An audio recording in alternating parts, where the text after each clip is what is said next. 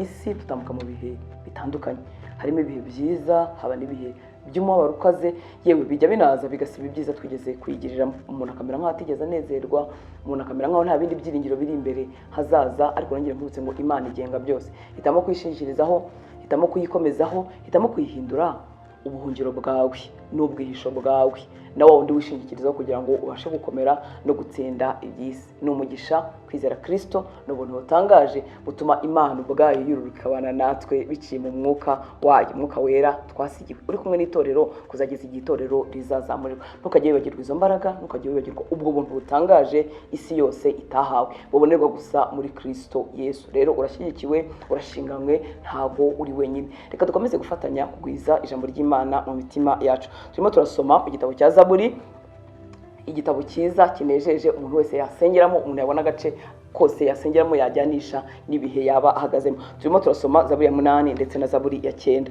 Ngo Zaburi yahimbiwe umutware w'abaririmbyi babwirisha inanga ijwi ryitwa gititi, cyangwa se abandi baravuga ngo ni umurya w'inanga w'igati. Ni Zaburi ya Dawidi. Ibyo nta kintu bidutwaye cyane. Ku murongo wa 2, ngo Uwiteka mwami wacu, erega izina ryawe ni ryiza mu isi yose, washyize icyubahiro cyawe hejuru y'ijuru. Akanwa k'abana bato n'abonka wagahaye gukomeza imbaraga zawe, gutsindisha abanzi bawe, kugira ngo uhoze umwanzi n'uhora inzigo. Arimo aravuga gukomera kw'Imana n'ishimwe ry'Imana ryabonetse no mu kanwa k'abana bato. Uko niko kuri. Yewe n'izi nyoni tutumva icyo zivuga, n'ibiti binyeganyega, ibintu byose byaremwe bihimbaza Imana. Biragatsindwa rero n'Uwiteka ko we nanjye abantu buntu Imana yaremye mu ishusho yayo, abantu bafite ubwenge, twahitamo kudahimbaza Uwiteka, tukabona ibibi gusa, tukabona agahande k'ibyiza. Nongeye nkubwire ko amaso areba ibibi buryo wanaramutse, buryo wanabyutse, buryo ufite n'ubwenge buzima. Ibyo byose byakubera impamvu yo gushima no kongera kwiringira Imana ku byo ishobora guhindura, ku byo ishobora gukora nyuma y'uwo mwijima wenda waba wisutse ku buzima bwawe. Ku murongo wa 4, ngiyo nitegereje ijuru, umurimo w'intoki zawe, n'ukwezi n'inyenyeri ibyo waremye. Iyo turimo tureba aya magambo nk'aya ngaya, biragaragara ko iyi Zaburi yanditswe hari ari ninjoro. Ni ukuvuga ngo ni ninjoro, wenda aratuje, arimo aritegereza akabona ubwiza bw'Imana. Nagira ngo ubwiza ukuri ko ahantu hose waba uri ushobora kubona ubwiza bw'Imana n'imbaraga z'Imana no gukomera, ukabona impamvu yagutera gushima. Ngiyo nitegereje ijuru, umurimo w'intoki zawe, n'ukwezi n'inyenyeri ibyo waremye. Ibyo turabizi ko bigaragara ninjoro. Ngo umuntu ni iki kumwibuka, cyangwa umwana w'umuntu ko umugenderera, wenze kumugira nk'Imana aburaho hato, umwambika ubwiza n'icyubahiro nk'ikamba. Wamuhaye gutegeka ibyo waremesheje intoki zawe, wamweguriye ibintu byose ubishyira munsi y'ibirenge bye. Wamuhaye gutwara intama zose n'inka n'inyamaswa zo mu ishyamba nazo, n'ibiguruka mu kirere n'amafi yo mu nyanja n'ibinyura mu nzira yo mu nyanja byose. Uwiteka mwami wacu, erega izina ryawe ni ryiza iminsi yose. Umutima w'uyu musizi wari unyuzwe.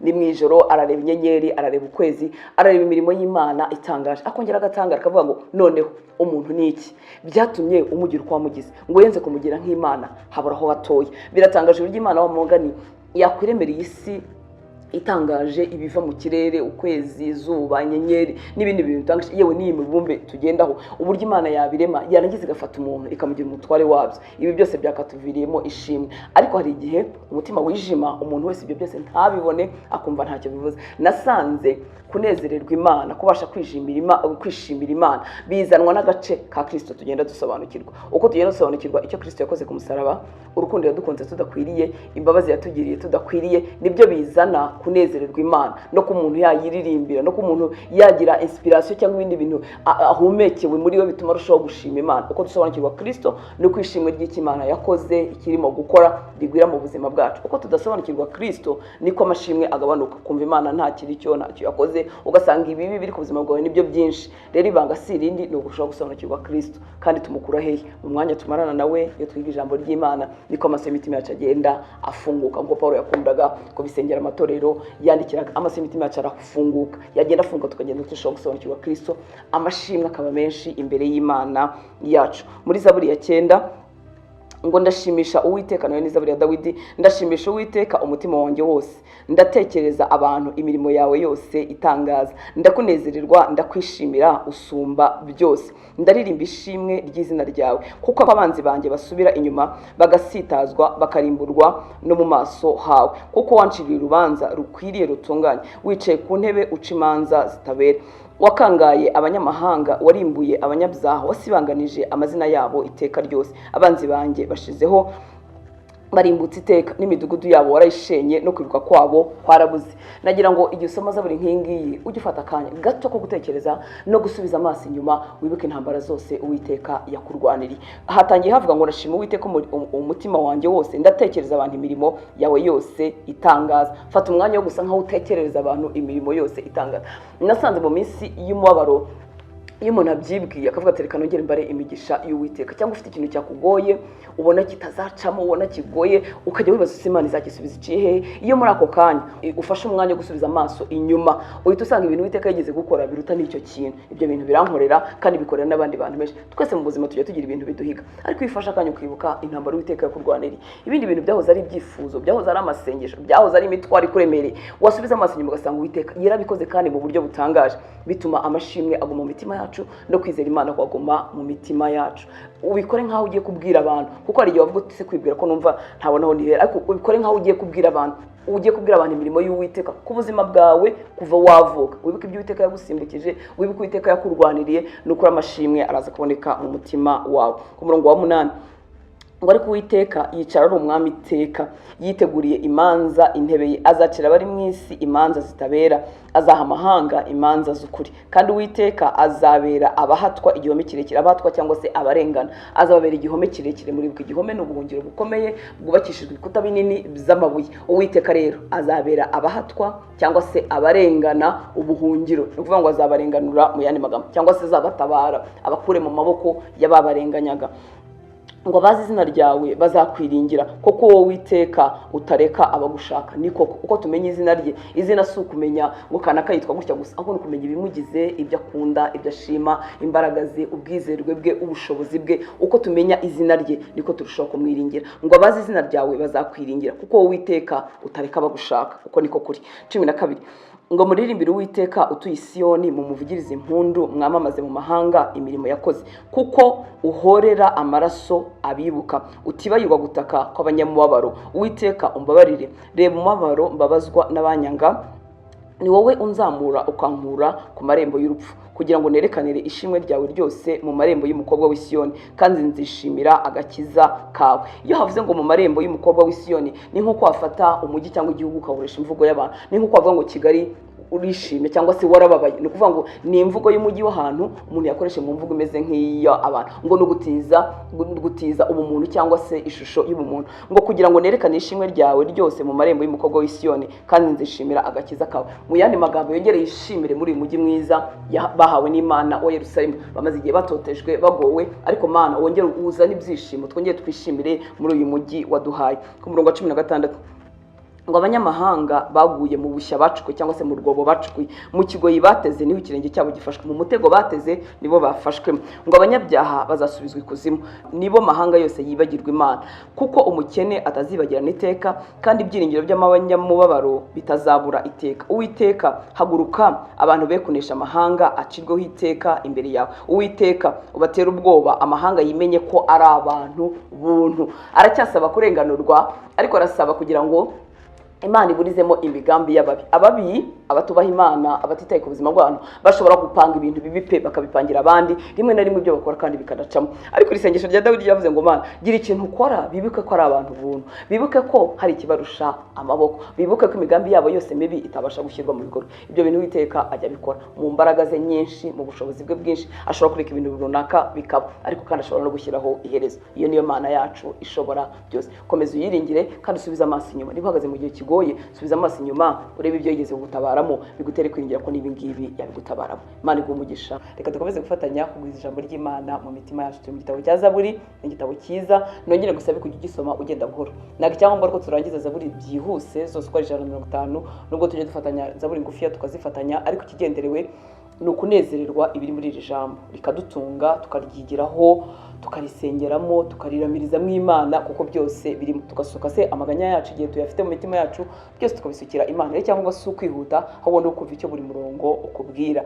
Reka dufatanye, turimo turasoma Zaburi ya 10 kuva ku murongo wa mbere ngo Uwiteka niki kiguhagaritse kuri, niki gitumye wihisha mu bihe by'amakuba no mu by'ibyago.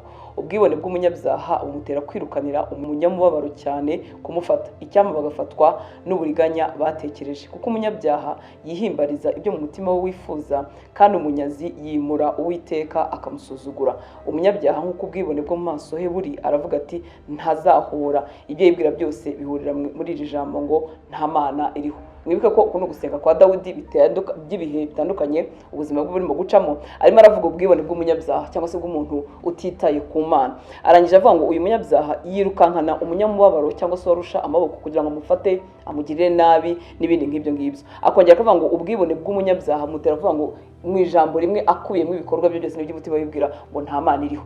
Nasanze mu by'ukuri kuvuga ngo nta Mana iriho cyangwa ibyo by'Imana bivuze iki, nasanze kuko biterwa n'ubwibone bwo mutima. Hari igihe umuntu aba ataragira umugisha wo guhura na Kristo, ariko avuga ati ibyo bintu by'Imana wenda simbizi, nshaka kubimenya, cyangwa se n'ibihari zabimenyekanishe, ariko umva abivugana korohera k'umutima. Ariko ndavuga ngo ibyo bintu simbyitaye, ibyo bintu by'Imana ntacyo bivuze, nta kibwiye, koko biterwa n'ubwibone bwo mu mutima. Iyo umuntu atangiye guca bugufi amenya neza ko ari umuntu upfa, umuntu woroheje, kandi umuntu ukenera Imana. Ku murongo wa 5 ngo inzira ze zikomera iteka, amateka yawe ari hejuru cyane aho atareba, abanzi be bose abacurira ingoni. Aracyavuga wa munyabyaha cyangwa umuntu usuzugura Imana, ngo inzira z'Imana n'amateka y'Imana biri hejuru cyane ntago abasha kubishyikira. Kandi ni koko umuntu wese wibwira ngo nta Mana iriho ntayihari, nuko inzira z'Imana ziba zikiri kure ye, aba yumva rwose atabasha kubishyikira, kandi yumva ko bitanariho.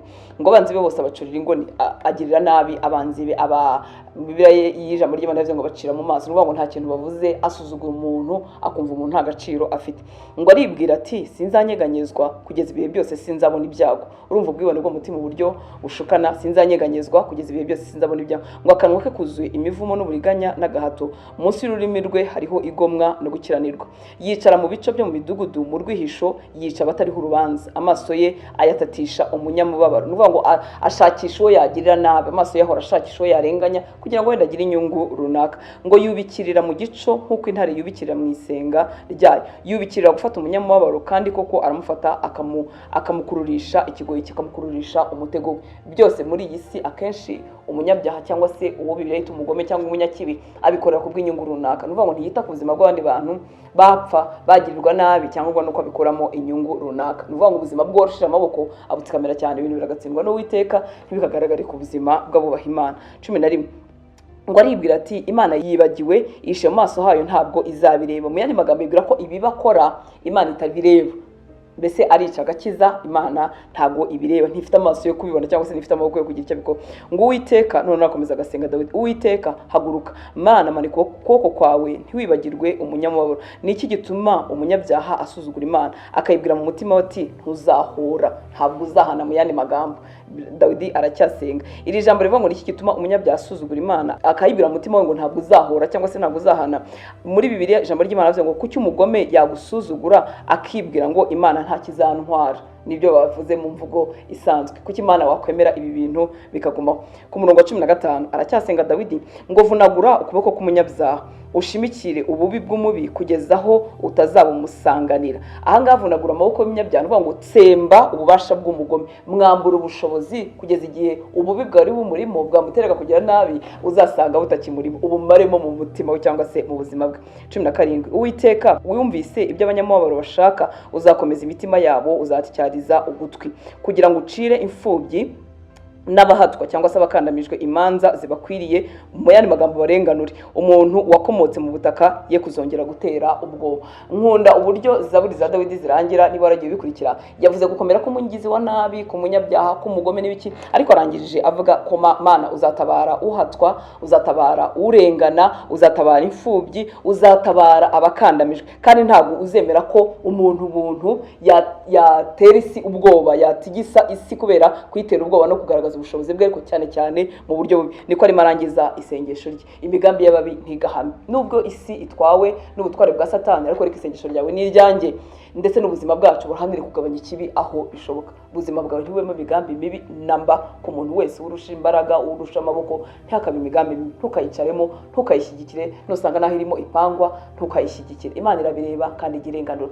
Nubwo isi twayewe n'icyaha, ariko hari umunsi Imana izaca imanza. Umurimo wacu nk'abari muri Kristo Yesu ni ukubwira abantu ubuntu n'urukundo biberwa muri Kristo Yesu kugira ngo ububi bw'abantu ugabanuke. Nasanze iyo umuntu ahuye na Yesu hari ibintu bitangira guhinduka mu buzima bwe. Imana iguhe umugisha, urakoze kuba mu ijambo ry'Imana.